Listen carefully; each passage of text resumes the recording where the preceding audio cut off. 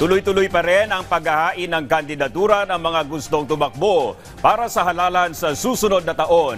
Alamin natin ang update mula kay Gab Villegas, live mula sa Maynila. Gab. Dominic, sa ikalimang araw ng filing ng Certificates of Candidacy at ng Certification of Nomination and Acceptance ngayong araw, iba't ibang mga party list groups at mga personalidad ang formal na naghain ng kanilang kandidatura para sa 2025 national and local elections. Unang naghain ng kandidatura ngayong araw ang construction worker na si Juanito Bouvier. Kung papalaring manalo, nais itulak ni Bouvier ang pagtaas sa sahod ng mga skilled workers at magkaroon ng batas para sa mga mahihirap. Naghain din ng kanyang kandidatura ngayong araw ang broadcaster na si Ben Tulfo na tumatakbo sa pagkasenador. Ayon kay Tulfo, dumadaloy sa dugo nilang magkakapatid ang paglilingkod sa publiko. Sa kabila ng maraming imbitasyon ng maraming partido politikal ay nagpasya ito na tumakbo bilang independent candidate. Nang matanong naman kung magkakaroon ba ng pagkakataon na magkakasama sila ni Representative Erwin Tulfo sa pangangampanya, ito ang kanyang naging pahayag. It could happen because first, I'm independent and with due respect to my brother Erwin, he is with the administration. And so it doesn't really matter what party you are because I've always felt we're beholden to the people. And that's the reason why I didn't want to be with any party because I'm a journalist. I'm supposed to be agnostic. Party comes only second.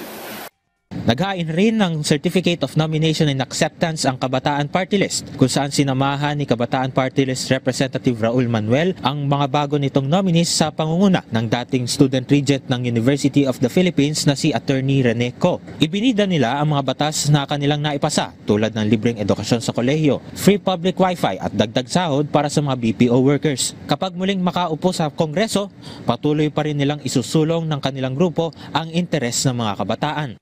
Ang una namin isusulong at ang patuloy na isusulong ay ang mga karapatan ng mga estudyante na nakapaloob sa Students' Rights Bill.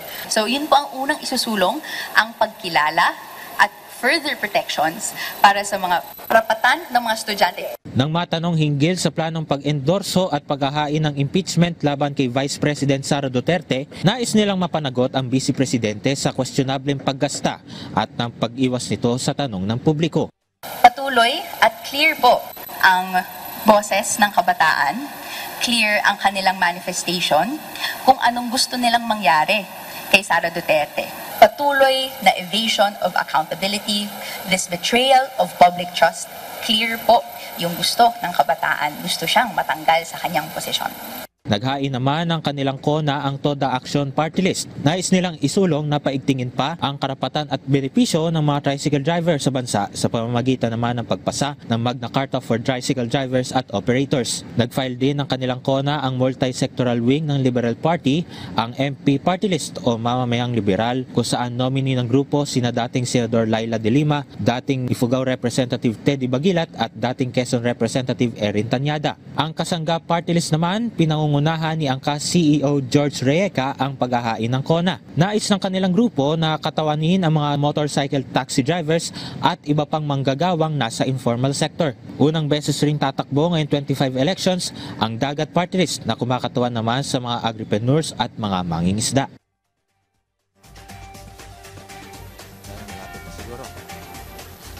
Dominic, katatapos lamang ng pagtanggap ng COC filing at CONA dito sa Manila Hotel 10 City at katatapos lamang din ng press conference ng mga COMELEC officials sa pangunguna ni COMELEC Chairman George Erwin Garcia.